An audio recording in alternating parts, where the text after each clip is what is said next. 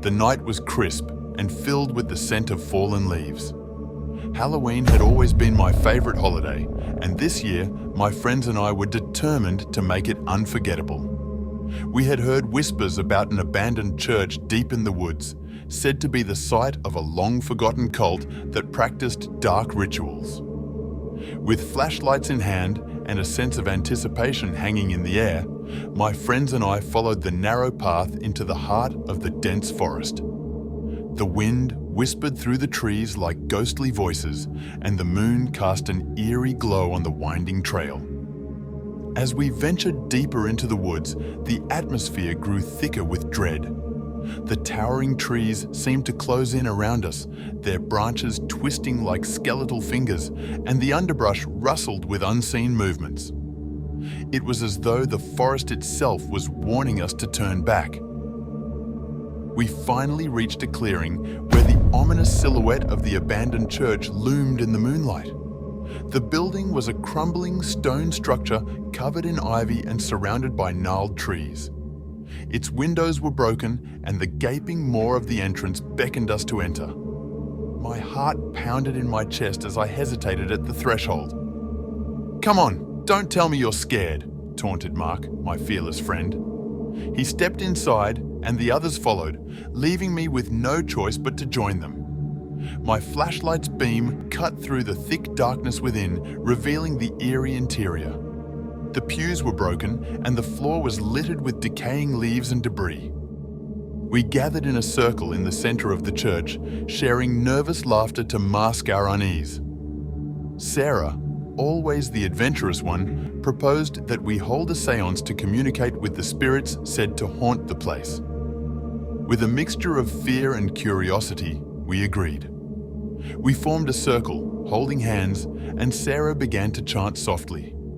The air grew colder, and the flickering candle we had placed in the center of our circle cast eerie shadows on the church's crumbling walls. Sarah's voice grew stronger, her words resonating with an otherworldly power. In that moment, we felt a presence in the room, something unseen and malevolent.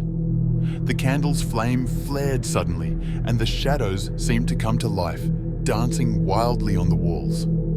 The temperature dropped, and our breath misted in the chilled air. Panic set in, and we tried to break the circle, but an unseen force held us in place. "Who are you?" Sarah's voice trembled as she asked the spirit. The room seemed to vibrate with an ominous energy. A guttural voice, ancient and filled with anger, responded, "We are the forgotten ones, bound to this accursed place. You have awakened us." Fear gripped us as the room filled with a chorus of whispers and malevolent laughter. The candles were extinguished, plunging us into darkness.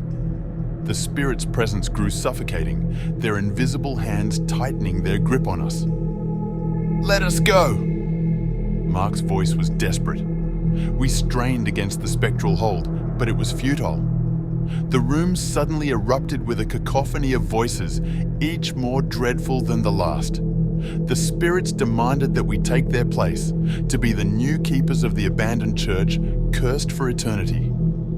We pleaded for release, for mercy, but the spirits only laughed, their laughter echoing through the darkness. Then, a blinding light pierced the darkness, momentarily blinding us. When we could see again, we were no longer in the church, but standing in a strange, desolate landscape. The moon hung low in the sky, casting an eerie glow over the twisted trees and crumbling gravestones. We were trapped in a nightmare of our own making. The spirits' voices echoed in the distance, taunting us with their laughter. We were no longer in control of our bodies. Our movements were puppeted by the malevolent entities that had lured us to this forsaken place. We tried to scream, to run, but we were powerless.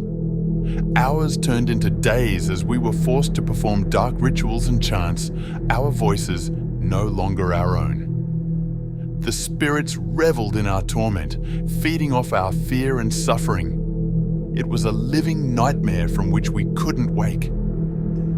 Then, one fateful night, A group of unsuspecting thrill-seekers ventured into the woods, seeking the abandoned church. We watched from within as they entered the cursed building, not knowing the horrors that awaited them. We couldn't warn them, couldn't save them from the same fate that had befallen us. As the newcomers began their own seance, we felt a glimmer of hope, a chance to break free from our torment. With all our collective willpower, we whispered a warning, hoping they would heed it. Leave this place before it's too late. But the spirit's malevolent laughter drowned out our feeble cries, and we were once again forced to watch as the newcomers were ensnared by the same curse. We were trapped in a never-ending cycle of torment, forever bound to the abandoned church, our Halloween adventure gone horribly wrong.